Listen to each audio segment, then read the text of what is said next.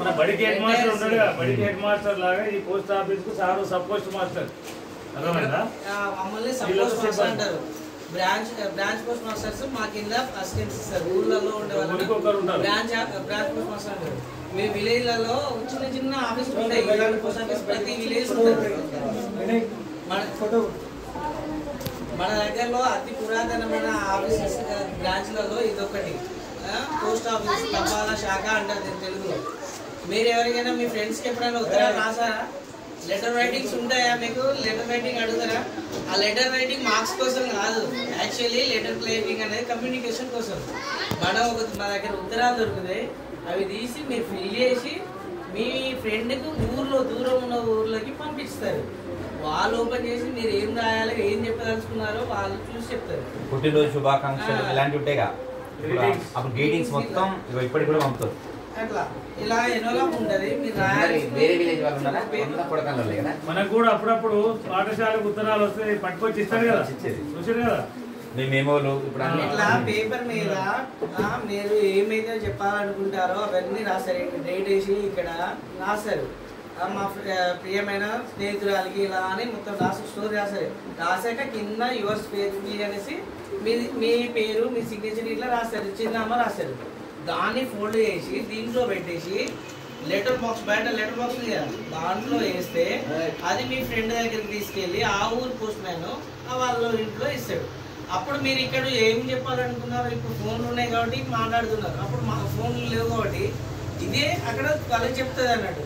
నువ్వు ఏమేమి చెప్పాలనుకున్నావు, దానికి రిప్లై ఏం చేయాలని మళ్ళీ తిరుగు టపా అనేసి రిటర్న్ లెటర్లో వాళ్ళు రాసి మేము బాగానే ఉన్నాను, మేము ఇక్కడికి వెళ్ళాము అక్కడికి వెళ్ళాము అనేసి రాసి పంపిస్తారు. ఇది ప్రాసెస్. ఇక్కడ ఇప్పుడు అంతకుముందు లెటర్స్ మాత్రమే ఉండేది. ఇప్పుడు పోస్ట్ ఆఫీసు బ్యాంకు లాగా మారిపోయింది. చాలా ఆనందంగా బ్యాంకు లాగా మారిపోయింది పోస్ట్ ఆఫీసు. ప్రతి ఒక్కరికి సుకన్య అకౌంట్ ఉందా? లేడీస్కి, అమ్మాయిలు మీకు సుకన్య అకౌంట్ ఉన్నాయా? సుకన్య సమృద్ధి యోజన అనే 10 years బిలో ఉన్న అమ్మాయిలకు సుకన్య సమృద్ధి యోజన ఖచ్చితంగా ఓపెన్ చేసుకుంటారు. దాంట్లో డబ్బులు వేసుకుంటే వాళ్ళకి మీ పైసలు మీ మ్యారేజ్ అప్పుడు మీ ఖర్చులకు యూజ్ అయ్యేటట్టు మీకు డబ్బులు వస్తాయి. మీ అమ్మ నాన్నకి ఇయ్యరు, మీకే ఇస్తారు ఆ పైసలు. మీ దేనికోసము 18 సంవత్సరాలు వచ్చినప్పుడు మీరు 10th అయిపోయి ఇంటర్ అయిపోయి డిగ్రీ కానీ బీటెక్ కానీ పోయినప్పుడు మీకు డబ్బులు సరిపోవు, మీ అమ్మ నాన్న ఇచ్చే డబ్బులు సరిపోవు. అప్పుడు ఏం చేస్తారు? మీ డబ్బులు నుండి సగం అమౌంట్ తీసుకొని మీ హైయర్ ఎడ్యుకేషన్ కోసం వాడుకుంటారు. మిగిలిన సగము మీ మ్యారేజ్ కోసం యూజ్ చేసుకుంటారు. దానికోసం సుకన్య సమృద్ధి అని మీ అందరికీ ఉంచేది. మీ ఇంట్లో పెద్దవాళ్ళు ఉన్నారు, మీ నాన్న వాళ్ళు నెల నెల పొదుపు చేసుకోవడానికి పోస్ట్ ఆఫీస్లో స్కీమ్స్ ఉంటాయి. రికరింగ్ డిపాజిట్ అని ఉంటుంది.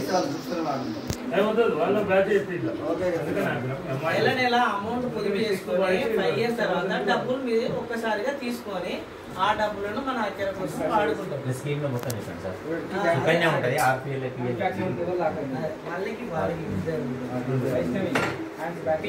మీ అబ్బాయిలకు వాళ్ళకి సుకన్య ఉన్నట్టు మీ అబ్బాయిలకు కూడా ఒక అకౌంట్ ఉన్నది. ఏం అకౌంట్ తెలుసా? PPF, public provident fund.